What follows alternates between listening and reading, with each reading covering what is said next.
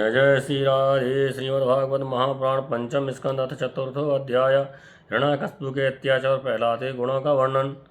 नारद जी कहते हैं, युधिष्ठिर, जब हिरण्याकश्यप ने ब्रह्मा जी से इस प्रकार के अत्यंत दुर्लभ वर मांगे तब उन्होंने उसकी तपस्या से प्रसन्न होने के कारण उसे वे वर दे दिए।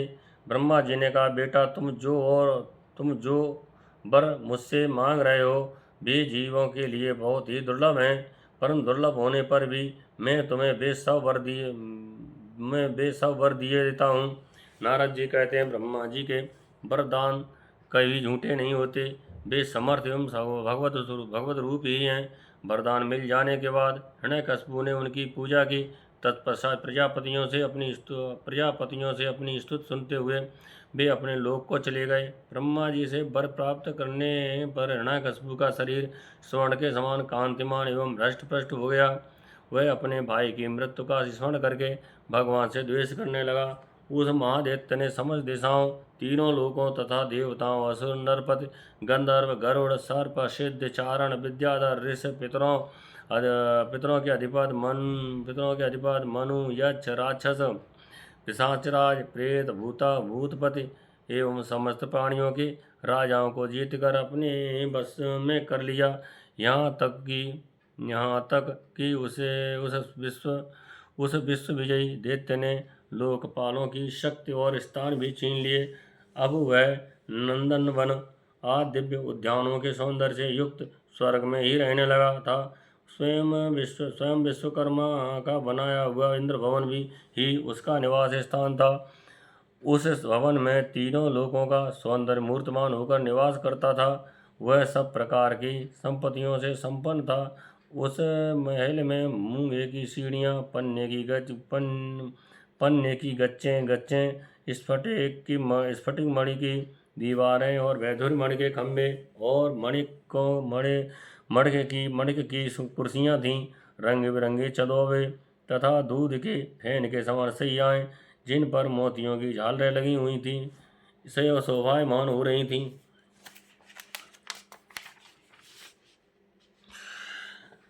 सर्वांग सुंदरी अप्सराएं अपने नूपुरों से रुन झुन ध्वनि करती हुई रतनमय भूमि पर इधर उधर टहला करती थीं और कहीं कहीं उसमें अपना सुंदर मुख देखने लगती थीं। उस देव महेंद्र के महल में महाबली और महामनुष्य हिरण्यकशिपु सब लोगों को जीतकर सबका एक छत्र सम्राट बनकर बड़ी स्वतंत्रता से विहार करने लगा। उसका शासन इतना कठोर था कि उससे भयभीत होकर देव दानव उसके चरणों की वंदना करते रहते थे। युधिष्ठिर, वह उत्कट गंधा वाली मदिरा पीकर मतवाला रहा करता था। उसकी आंखें लाल लाल और चढ़ी हुई रहती। उस समय तपस्या, योग, शरीर और मानसिक बल का वह भंडार था। ब्रह्मा, विष्णु और महादेव में के सिवा और सभी देवता अपने हाथों में भेंट ले लेकर उसकी सेवा में लगे रहते थे।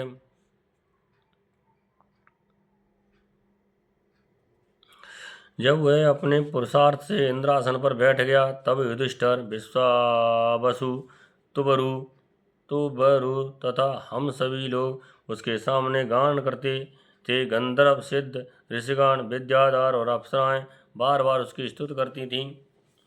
युधिष्ठिर वह इतना तेजस्वी था कि वर्ण आश्रम धर्म का पालन करने वाले पुरुष जो बड़ी बड़ी दक्षिणा वाले यज्ञ करते, उनके यज्ञों की आहुति वह स्वयं छीन लेता।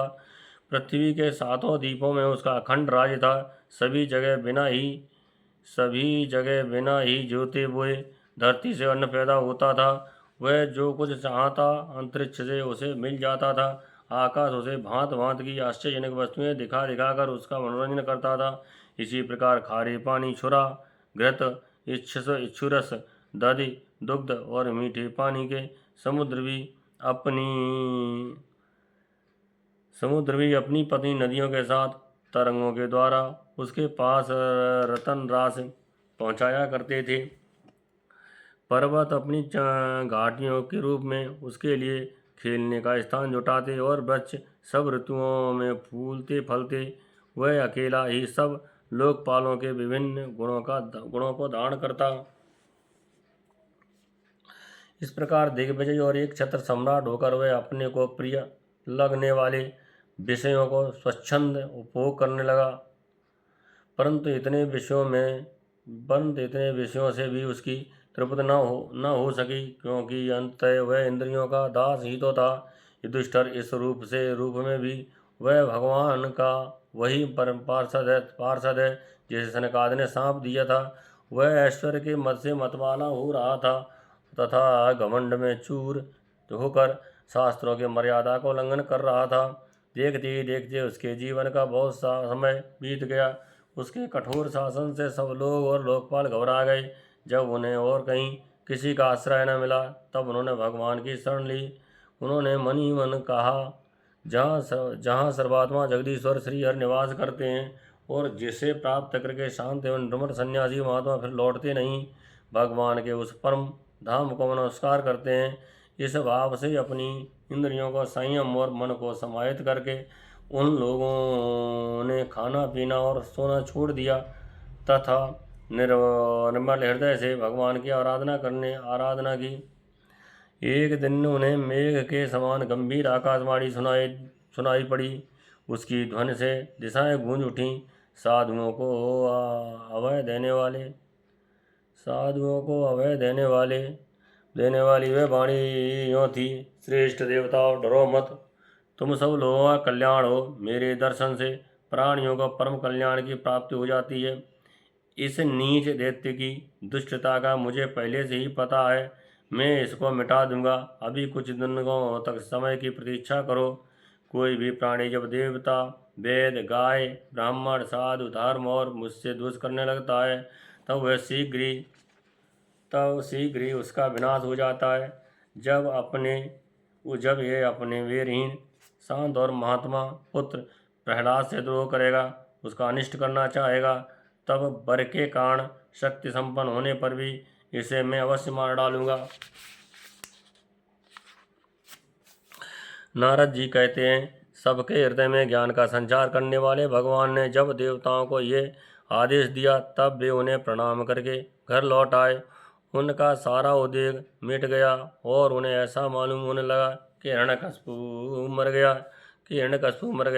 युधिष्ठिर, जयद्रथ, हिरण्यकशिपु के बड़े ही विलक्षण 4 पुत्र थे। उनमें प्रहलाद यूँ तो सबसे छोटे थे परंतु गुणों में सबसे बड़े थे।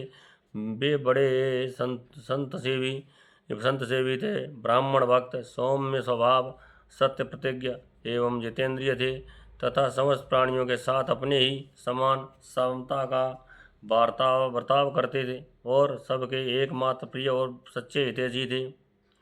बड़े लोगों के चरणों में सेवक की तरह झुक कर रहते थे। गरीबों पर पिता के समान स्नेह रखते थे।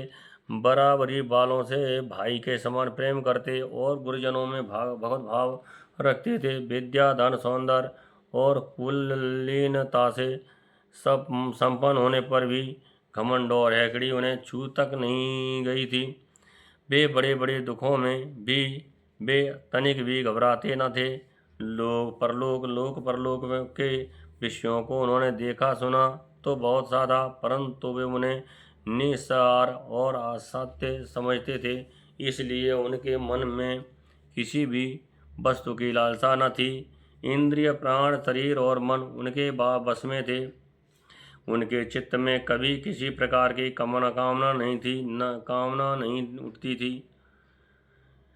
जन्म से असुर होने पर भी उनमें आसुरी संपत्ति का लेश भी नहीं था। जैसे भगवान के गुण अनंत हैं, वैसे ही प्रहलाद के श्रेष्ठ गुणों की भी कोई सीमा नहीं थी। महात्मा लोग सदा से इनका वर्णन करते रहे और उन्हें अपनाते आए हैं। यद्यपि वे आज भी ज्यों के त्यों बने हुए हैं। युधिष्ठिर, यो तो देवता उनके शत्रु हैं, परंतु फिर भी भक्तों का चरित्र सुनने के लिए जब लोगों की सभा होती है तब वे दूसरे भक्तों को प्रहलाद के समान कहकर उनका सम्मान करते हैं। फिर आप जैसे अजात शत्रु भगवत भक्त उनका आदर करेंगे। इससे तो फिर आप जैसे अजात शत्रु भगवत भक्त उनका आदर करेंगे, इसमें तो संदेह ही क्या है। उनकी महिमा का वर्णन करने के लिए अगणित गुणों के कहने सुनने की आवश्यकता नहीं है। केवल एक ही गुण भगवान श्री कृष्ण के चरणों में स्वाभाविक जन्मजात प्रेम उनकी महिमा को प्रकट करने के लिए पर्याप्त है। युधिष्ठिर प्रहलाद बचपन में ही खेल कूद छोड़कर भगवान के ध्यान में जड़वत तन्मय हो जाया करते। भगवान श्री कृष्ण के अनुग्रह रूप ग्रहण ने उनके हृदय को इस प्रकार खींच लिया था कि उन्हें जगत की कुछ सुध बुद्धि ही न रहती। उन्हें ऐसा जान पड़ता कि भगवान मुझे अपनी गोद में लेकर आलिंगन कर रहे हैं, इसलिए उन्हें सोते बैठते खाते पीते चलते फिरते और बातचीत करते समय भी इन बातों का ध्यान बिल्कुल न रहता। कभी कभी भगवान में उनका हृदय इतना डूब जाता कि वे जोर जोर से रोने लगते। कभी कभी मन ही मन उन्हें अपने सामने पाकर आनंद से उठ ठठा कर हंसने लगते। कभी उनके ध्यान के मधुर आनंद का अनुभव करके जोर से गाने लगते। वे कभी उत्सुक और बेसुरा चिल्ला पड़ते। कभी कभी लोग लज्जा का त्याग करके प्रेम से कर नाचने भी लगते थे। कभी कभी उनकी लीला चिंतन में इतने तल्लीन हो जाते कि उन्हें अपनी याद ही न रहती।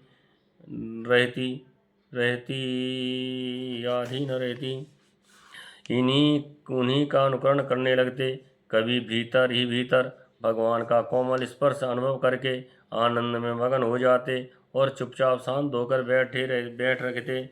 उस समय उनका रोम रोम पुलकित हो उठता। अध खुले नेत्र अविचल प्रेम और आनंद